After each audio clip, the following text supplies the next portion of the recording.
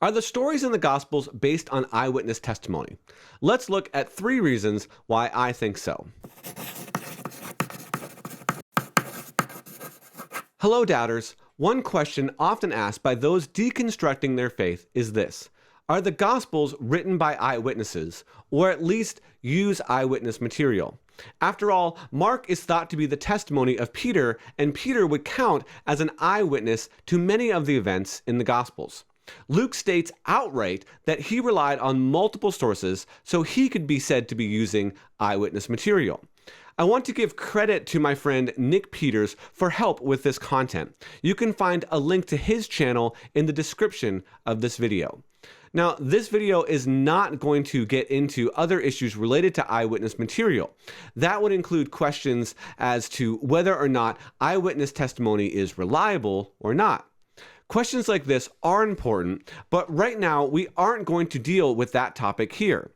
No one can possibly answer all questions at once, and this is not meant to be an exhaustive look at this question either. If any scholar has done the most research on this topic, it would be Richard Bauckham with his groundbreaking work, Jesus and the Eyewitnesses. Now, this book has come out with 2 editions, and we're going to be using the 2nd edition for much of this content. For those interested in looking at this topic, are advised to get one of those editions and read all the way through it. One aspect that Bauckham brings out about the Gospels is the names that are used in the Gospels. Someone might think that this is not anything special. You write a historical story and you look up the names of the people that were used in that time, and you can just recreate it, right? No big deal. Well, not so fast. First off, the writers of the Gospels did not live in the internet age where they could just look stuff up and find out what names were used. There was not a database someone could consult, nor was there any work that was listing all of the names that were used. If you were picking out a name for a character, you had to know that name. We not only have just the names that are used, but the number of times the name that is used for someone. For example, it is estimated that 1 in 4 women in the age of Jesus in Palestine would have been named Mary. Lo and behold, when we go to the Gospels, we find several women that were named Mary. This list, by the way, largely depends on work of Tal Allen, who has published a list of names in usage at the time. It is noteworthy that Jewish writers writing about events in the past would not hesitate to make up names for characters that went unnamed in the accounts. However, that does not happen in the Gospels. A number of characters do go unnamed. Who was the rich young ruler? Who was Jairus' daughter? Who was the companion of Cleopas? Now, this last one is particularly interesting. Why would Cleopas's companion not be named? One possibility to consider is that Cleopas was one of the sources of the claim, and thus, if someone wanted to know what happened, they should just go talk to him. Now, another possibility could be that this unknown companion could have died by the time that Luke wrote his account, and so would no longer be around for questioning, and thus unnamed. Another thing to note is that names are normally dropped in the Gospels, assuming you start with Mark. They are not added. Consider how in John 20 that Mary Magdalene is the only one who is said to go to the tomb of Jesus. Did she go alone? No. When she speaks about it to the disciples, she uses the term we, indicating that Mary had companions with her. Now, it could be Mary is the last sole survivor of the women who went to the tomb, and thus the only one worth mentioning. Mark is an interesting one to go and look at, and Bauckham has 2 arguments that I will be considering. The first is a number of passages that start with a plural and then move on to a singular reference. Bauckham lists 4 examples, and I'll put them on the screen now.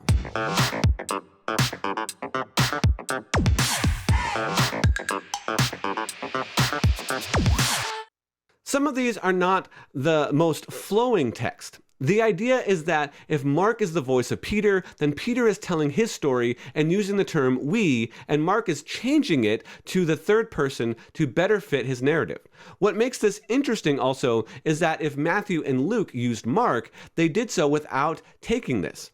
Most of the time, they do not take the text word for word from Mark with these references. In the other synoptics, then, the emphasis is mostly on Jesus. No doubt, Mark has an emphasis on Jesus as the whole book is all about him.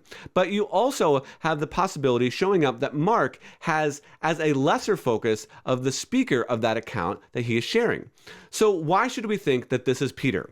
Well, to begin with, most of the early church fathers did see Mark as the one who wrote down what Peter said. Mark is not a figure that would be made up for this position. He is not a disciple, and he is the one who joined Paul and Barnabas and ran back home early, and then the thought of taking him along caused such a division that there would be a split between the church's first two greatest missionaries. Now, that's hardly something you want to put on a resume for writer of a gospel. If the early church wanted to make up a writer, then they would have done a far better job. Also, they could have just cut out the middleman and said Peter wrote it, as Mark was there long before the Gospel of Peter was. Instead, the church chose to be consistent and stick with what they thought the evidence showed. However, there is a reason within the Gospel itself. In it, Peter is the first disciple mentioned, and he is the last disciple mentioned as well. Now, some preachers have said that Peter is listed in the words of Jesus to the women in Mark 16 as a way to show restoration taking place after his fall. Now, that could be, but it could also be that he is mentioned last to show what is called an inclusion. In this, the person mentioned first and last is implicitly understood to be the source of the material therein. So far, we have touched on mainly the synoptics. Should nothing be said about John? Well, indeed, Bauckham has a section on John. Now let's start with the prologue and the epilogue. It might not seem noteworthy to us, but the prologue of John has 496 syllables. This is known as a triangular number, in that it is the sum of all integers from 1 to 31. It is also a perfect number in that the sum of all of its integers is equal to itself, following in the footsteps of 6 and 28. Not only that, it is the numerical value of monogenes, which is to be translated in our Bibles as only son. We might not care about this, but ancient people did. Consider that they would marvel at this just as much as we would marvel at the number 666 and try to figure out who it corresponds to. What does this have to do with the epilogue? Well, the epilogue does not have that many syllables, but it does have that many words. This is either a fascinating coincidence or else it is fully intentional. John also has an inclusion, and the beloved disciple is mentioned in 135, though here as an unknown disciple. And then you have a reference to this unnamed figure again in 2120. If Bauckham is correct here, you have the beloved disciple then being seen as the source of the material. At this point, I want to step away from some of Bauckham and consider a point that Ben Witherington III has made about the Gospel of John. Normally, we assume that a disciple must be one of the 12. But there are other disciples in the time of Jesus. Witherington has such a theory about the disciple in that he does not think it is John, though it could be, and that John took the writings of the disciple and added the prologue and the epilogue to them so that John could still be the source in that sense. One question that often comes up is why Lazarus' resurrection is only mentioned in John. This ignores that there are other miracles that are also only mentioned in one of the Gospels, such as how Luke is the only one who recounts the story of the resurrection of the widow's son at Nain. However, Lazarus does seem different. After all, the focus of the whole chapter is on Lazarus, and he even shows up in the next chapter. But in John, this is the catalyst for the beginning of the end of Jesus as his opponents meet to discuss what has to be done at this point. When Lazarus is introduced by name in the narrative, it is there that we are told that Jesus loved Mary and Martha and Lazarus. This might not seem like such a big deal, as we are told regularly that Jesus loves everybody in our culture today.